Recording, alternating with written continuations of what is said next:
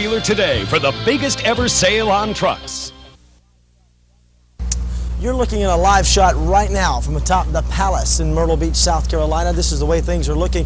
Gives you an idea. I know a lot of you are trapped here in Florence in shelters and trapped at the Holiday Inn trying to check out what it looks like back home. Well, this is the way things are looking from atop the Palace in Myrtle Beach. You can tell some of what has gone on.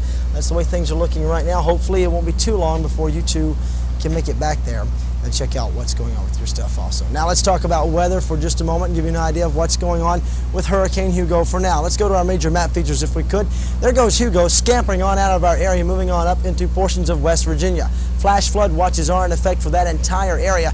We've got some weather makers developing for us also. Look down inside the Gulf, see this moisture package?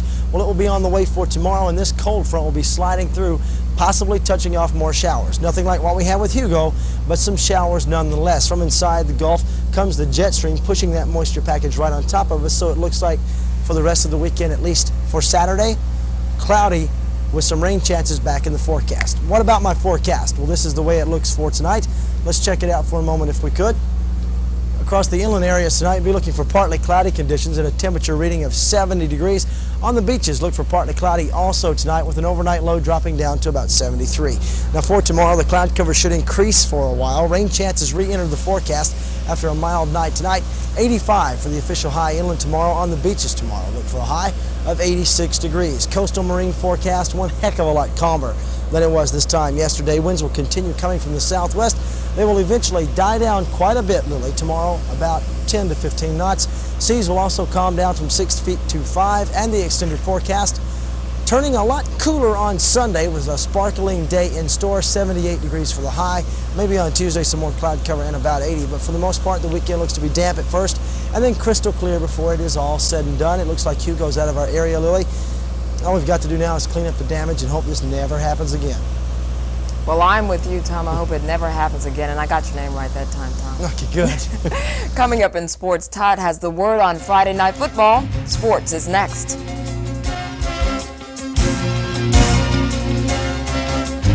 When you see news happen, call the Wpde TV newsroom, 1-800-868-NEWS. Toll free from anywhere in North or South Carolina. It's closeout time at your Carolina Honda dealer. Tremendous selections, everything's on sale. Accords, Preludes, Civics, CRXs, all models and colors, all options and features, all priced to go. We're making room for the 90s, and now's the time to buy. See your Carolina Honda dealer during our September closeout sale. Gotcha. There is an unmistakable feel to a well-designed room. At Island Interiors, you can choose from over... Will Cliff bomb at Claire's Book Club tonight at 7 on Cosby.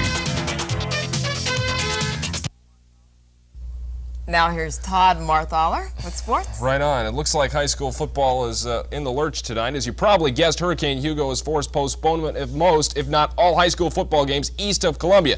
Now, right now, we know of no games still scheduled for tonight. Most teams will play either Monday, Saturday, or Sunday this week. We'll keep you posted, have complete rescheduled games and listings tonight at 11.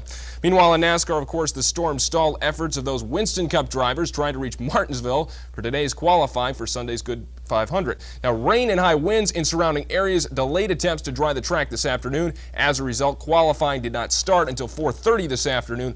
We'll have those top 20 qualifiers for you at 11 as well. All right, now let's take a trip back in time for tonight's edition of Todd's Trivia. Tonight's question is, who kicked the game-winning field goal for the New York Giants over the Washington Redskins? Yeah, it was only a week ago. The answer, of course, Raul Alegre, the 27-24 Giant win. Our winner, Judy Fisher of Florence, South Carolina. Judy will receive a Miller Lite NFL packet for picking it up there.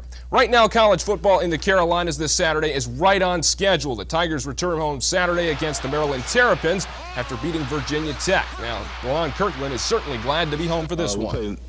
Late games and everything, coming back here.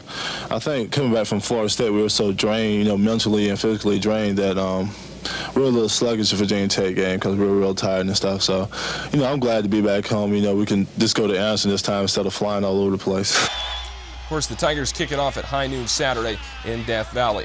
Meanwhile, the Gamecocks will play tomorrow night against Georgia Tech. It is on. The team they lost 11 of 18 to so far. The cause, in part, turnovers. Is really the number one determining factor in statistics that cause people to win and lose ball games. And I think the closer the teams are together and matching is physically, the more important turnovers play. Of course, kickoff is 7 p.m. at Williams-Brice Stadium. Lily, more on the high school football results. Of course, we'll have postponements at 11, too. Okay, thanks, Todd. We'll be right back.